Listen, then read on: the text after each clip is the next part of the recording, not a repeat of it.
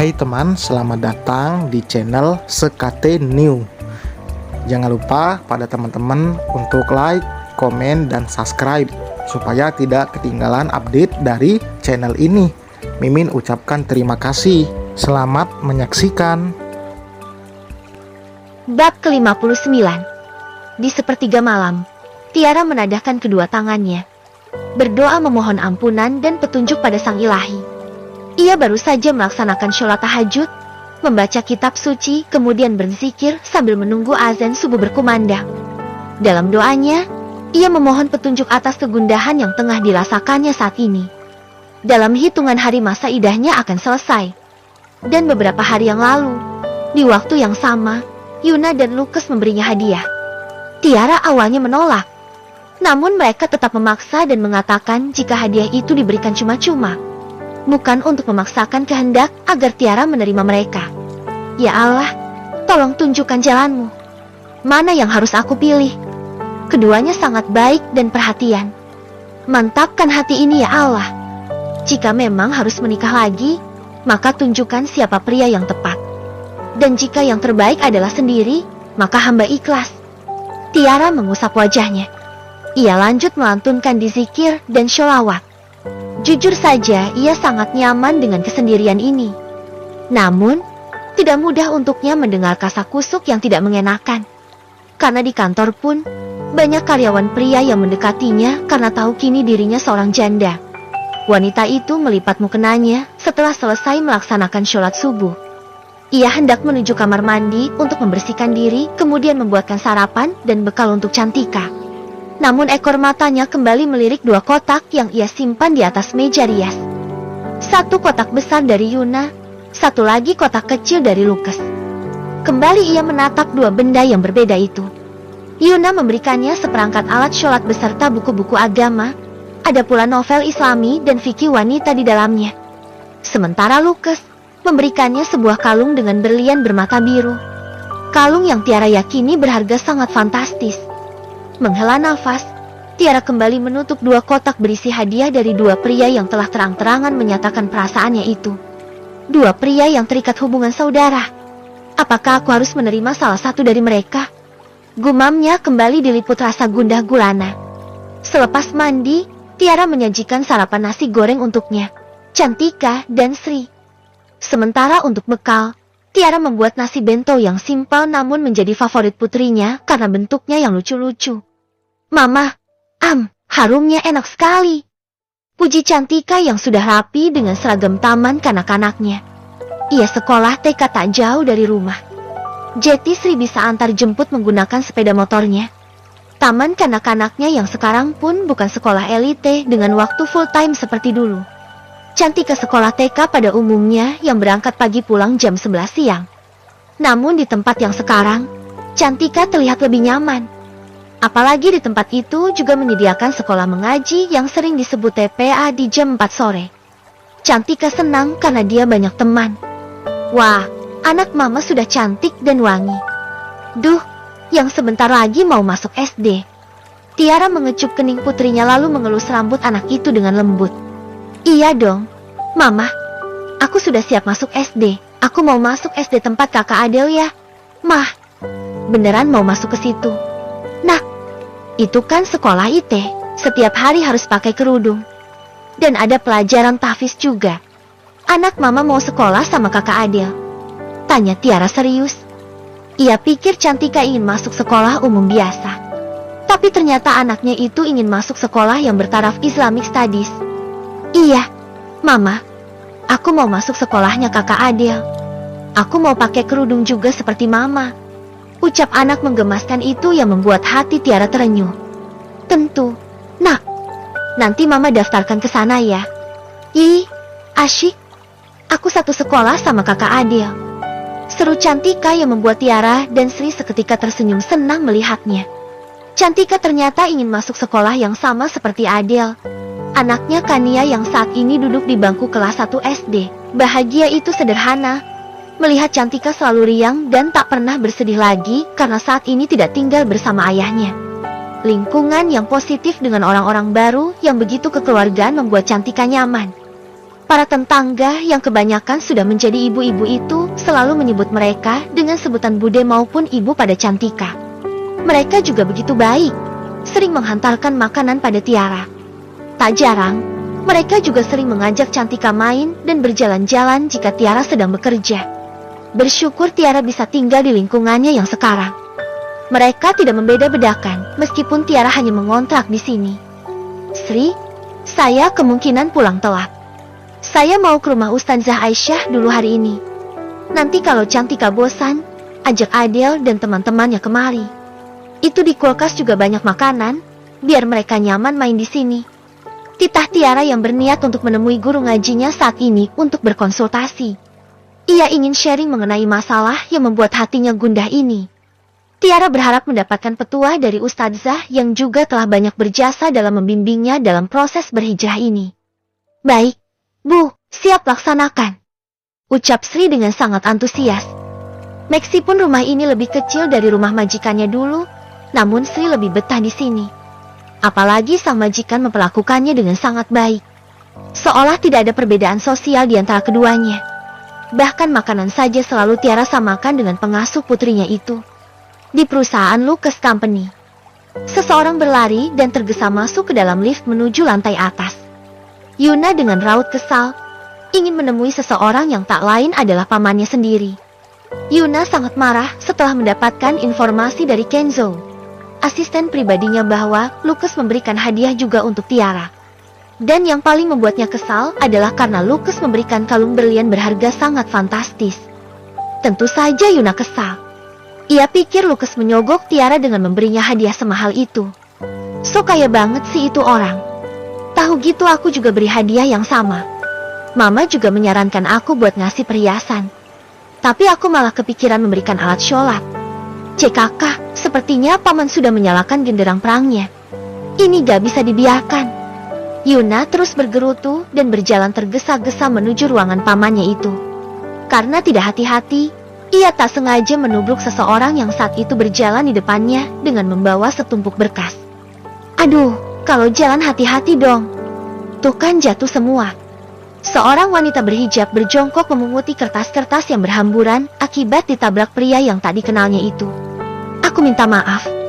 Aku buru-buru, ucap Yuna seraya membantu wanita berhijab coksu itu. Wanita itu adalah Andin, mantan sekretaris Arkan yang saat ini menjadi sekretaris pribadi Lucas. Hanya saja pekerjaan Andin tidak seberat saat dia bekerja dengan Arkan. Semua pekerjaan kantor telah dihandle oleh Alex dan Mr. Smith sebagai tangan kanan Lucas di kantor ini. Andin bangkit dengan kesal. Berkas-berkas yang sudah ia susun dengan rapi kini harus ia susun ulang lagi. Menambah pekerjaan saja, umpatnya. Kamu siapa? Karyawan baru ya? Tanya Andin dengan sikapnya yang seperti biasa judes pada orang baru yang dia temui. Sebenarnya Andin itu baik, hanya saja memang perbawaannya yang jutek itu membuat orang lain beranggapan jika dia adalah tipe wanita sinis yang sombong. Yuna hendak menjawab, namun keburu ditimpali lagi oleh Andin yang sudah terlanjur kesal pada pria yang telah membuat pekerjaannya jadi double begini. Andin harus menyusunnya ulang sesuai urutan. Kau pasti karyawan baru. Lain kali hati-hati kalau jalan. Baru kerja saja sudah ceroboh. Sudah sana balik kerja. Bos itu gak suka dengan orang yang gak disiplin. Tegas Andin kemudian masuk ke dalam lift, meninggalkan Yuna yang mengernyit kebingungan. Dasar cewek gila. Aku belum jawab, dia udah nyablak. Sikap barbarnya mirip Tiara. Hanya saja ini versi judesnya, ucap Yuna. Tak mau buang waktu, ia pun kembali melanjutkan langkahnya menuju ruangan pamannya berada. Tok, tok, tok. Yuna mengetuk pintu namun tidak ada sahutan sama sekali dari dalam. Kesal, ia pun membuka pintu ruangan tersebut. Tak sabar rasanya untuk melabrak Lucas. Masa bodoh mau dibilang tidak sopan, Yuna akan memberikan peringatan pada pamannya itu. Kosong. Ternyata Lucas tidak ada di ruangannya. Kemana dia? Di apartemennya gak ada, di kantor pun gak ada. Kemana pria itu? Yuna mencari-cari ke seluruh penjuru ruangan sampai toilet. Namun Lucas benar-benar tidak ada. Koper kerjanya pun tidak ada. Itu tandanya Lucas memang tidak masuk kantor hari ini. CKK, Kemana si pria itu? Yuna hendak keluar dari ruangan pribadi Sang Sheo, namun entah mengapa ia tertarik untuk menggeledah laci di meja kerja pamannya. Ia mungkin bisa menemukan sesuatu, mungkin buku catatan ataupun lainnya yang berhubungan dengan Tiara. Tidak ada apa-apa di sana selain beberapa amplop coklat yang Yuna yakini adalah berkas penting yang seharusnya tidak ia buka. Astaga, Yuna, kau terlalu fanatik. Tidak seharusnya kau bersikap tak sopan seperti ini. Ucap Yuna hendak menutup laci itu lagi. Ekor matanya tiba-tiba mengernyit saat melihat sebuah amplop putih. Di sana tertera nama rumah sakit. Sontak Yuna membuka laci itu lagi lalu mengambil sesuatu yang menarik perhatiannya. Rumah sakit internasional. Surat apa ini? Siapa yang sakit? Yuna menerka-nerka dengan penasaran. Ia pun membuka amplop tersebut dan membaca isinya dengan seksama. Kertas di tangannya terjatuh. Yuna terduduk dengan ekspresi penuh keterkejutan. Apa? Kanker limfoma. Secara bersamaan, pintu ruangan itu terbuka. Seseorang nampak terkejut melihat Yuna yang duduk di sana. Tuan muda Yuna, sejak kapan Anda di sini? Elix yang hendak mengambil berkas di meja kerja milik Lucas itu terbelalak karena keponakan sang atasan ada di dalam ruangan tersebut. Yuna memang baru beberapa kali kemari. Itulah mengapa Andin tidak pernah melihatnya. Namun Elix, asisten pribadi Lucas, sering menemani Lucas dalam acara-acara penting termasuk acara keluarga. Jadi tentunya Elix sudah kenal baik dengan keponakan bosnya itu. Jelaskan padaku, apa ini? Tanya Yuna melayangkan pertanyaan menohok pada Elix seraya mengulurkan kertas dari rumah sakit itu. Elix semakin terkejut. Ia lupa menyembunyikan hasil lab tempo hari ketika Lucas tamu lalu dibawa ke rumah sakit di ibu kota ini. Hasilnya sama saja, Lucas terkena kanker kelenjar getah bening yang semakin menggerogotinya karena Lucas memberhentikan kemoterapi dan juga sistem pengobatan terapi radiasi. Elix nampak gugup. Ia diam membisu. Pasalnya Lucas pernah memberitahu dirinya agar merahasiakan ini semua. Hanya Elix dan Nyonya Lawrence saja yang tahu soal penyakit yang sudah ia derita sejak 10 tahun terakhir itu. Namun karena terus didesak, akhirnya Elix menceritakan semuanya. Sesuatu yang Yuna tidak tahu. Paman yang selalu ia anggap menyebalkan karena kepercayaan diri yang tinggi dan selalu bersikap angkuh itu ternyata menderita penyakit yang mematikan. Yuna terdiam mematung. Ia benar-benar syok. Rasanya seperti disengat listrik aliran tinggi. Biar bagaimanapun, Lucas adalah pengganti ayahnya yang pernah menghabiskan masa kecil bersama Yuna sebelum akhirnya mereka terpisah karena Lucas yang memutuskan untuk tinggal di luar negeri saat itu. Hubungan mereka sangat baik sebelum akhirnya mereka menyukai orang yang sama dan belakangan ini melakukan perang dingin untuk memperebutkan hati wanita yang mereka suka. Di mana dia sekarang? Tanya Yuna tiba-tiba. Saya tidak tahu, Tuan Muda. Sejak kemarin Tuan Lucas sulit untuk dihubungi. Nomor ponselnya pun tidak aktif. Hanya saja sebelum menghilang, Tuan Lucas bilang ingin menenangkan diri di suatu tempat. Ucap Elix. Yuna mengerutkan keningnya. Berpikir keras sampai akhirnya ia tahu di mana Lucas berada. Tempat favorit dirinya dan sang paman ketika ingin menenangkan diri dari hiruk-pikuk kehidupan kota yang melelahkan. Tanpa pamit, Yuna langsung keluar dari ruangan tersebut. Saat ia berjalan dengan tergesa-gesa menuju lift, lagi-lagi ia bertabrakan dengan Andin yang baru saja selesai merapikan berkas yang tadi acak-acakan. Ya ampun, kamu itu dari planet mana sih? Kenapa hari ini aku sial sekali? Kamu sudah membuat pekerjaanku berantakan. Pekik wanita itu dengan kesal. Ia memarahi pria yang hari ini sudah menabraknya 2 kali. Ekspresi Yuna berbeda dengan tadi. Ia tidak meminta maaf apalagi membantu Andin memunguti berkas-berkas yang berserakan itu lagi. Pria itu berlalu begitu saja, melewati Andin yang terus mencak-mencak dibuatnya. Dasar cowok sok kegantengan. Sialan kamu ya. Awas saja kalau ketemu lagi. Aku akan beri perhitungan karena kau telah membuat pekerjaanku berantakan hari ini. Teriak Andin dengan kesal. Rolls-Royce Phantom itu memasuki sebuah villa yang cukup megah di daerah puncak. Udara segar dan dingin langsung menyapa saat Yuna keluar dari mobilnya. Pria itu menatap Lamborghini berwarna merah yang terparkir di sana. Dugaannya benar. Lucas ada di villa ini. Selamat datang, Den Yuna. Wah, sudah lama sekali tidak kemari. Ucap bapak-bapak penjaga villa yang akrab disapa Meng Asep. Iya, Meng. Saya ada perlu dengan Paman Lukas. Dia ada di sini kan? Tanya Yuna to the point. Ada, Din. Sepertinya tadi lagi jalan-jalan ke danau. Ucap Meng Asep. Ia sedikit heran karena dua majikannya datang kemari secara tiba-tiba. Lukas bahkan sudah menginap 2 malam di tempat itu tanpa memberi kabar terlebih dahulu. Baiklah, saya susul ke sana sekarang. Iya, Din. Hati-hati. Yuna bergegas menuju danau buatan yang letaknya tidak jauh dari villa. Melewati perkebunan teh, ia seperti dejavu. Dulu sering bermain dan menghabiskan waktu bersama pamannya di tempat ini. Ekor mata Yuna memperhatikan sekelilingnya, mencari sosok yang ingin segera ia temui. Sampai akhirnya, ia melihat seorang pria yang menggunakan kaos turtleneck berwarna putih. Ia yakin pria dengan rambut mencolok itu tentu saja Lukas. Yuna mendekat, menghampiri pria yang berdiri seraya menatap hamparan danau buatan yang begitu indah. Bukit-bukit di seberangnya dengan banyaknya pohon cemara begitu memanjakan mata. Sampai kapan menyembunyikan ini semua? Suara Yuna membuat Lukas terkejut. Pria itu menoleh, menatap Yuna yang sudah berdiri di belakangnya. Lukas menyunggingkan senyum. Sudah tahu rupanya. Ucap pria itu singkat. Keduanya duduk di balkon villa yang dibangun full dari kayu jati. Ada rumah pohon di sisi kanan yang begitu besar. Rumah pohon itu adalah tempat main mereka sewaktu kecil. Ditemani minuman jahe hangat dan goreng pisang yang disajikan Meng Asep. Keduanya mengobrol bersama. Obrolan antara paman dan keponakan yang hubungannya sedikit renggang akibat cinta segitiga yang mereka alami saat ini. Jangan cemas.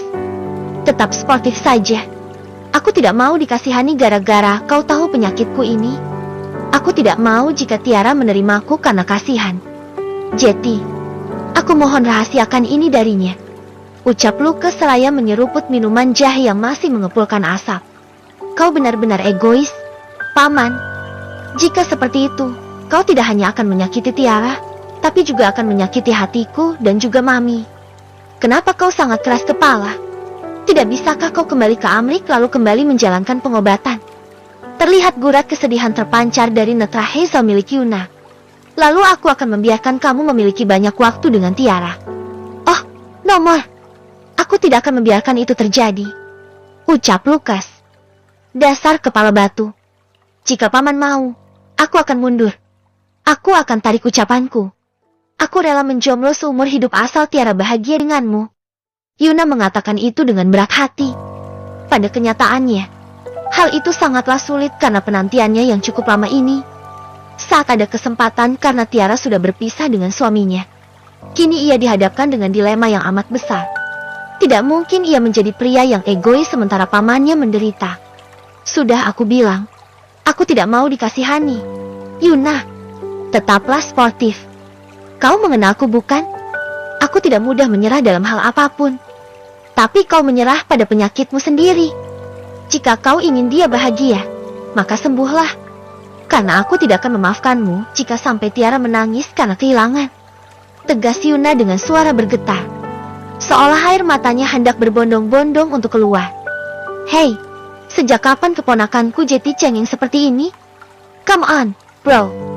Gimana kalau kita main golf? Lukas yang paling tidak suka orang lain bersedih, karenanya itu mencoba untuk mengalihkan pembicaraan. Ia mengajak Yuna bermain golf di dekat danau dekat vilanya itu. Boleh. Yang kalah, harus buatkan makanan. Yuna juga tak mau larut dalam kesedihan. Ia tahu betul bagaimana sifat pamannya ini. Oke, siapa takut? Kedua pria itu saling melemparkan senyum. Senyum yang membalut luka. Lukas yang selalu menutupi rasa sakitnya, dan Yuna yang kini berada dalam situasi dilema. Bersambung.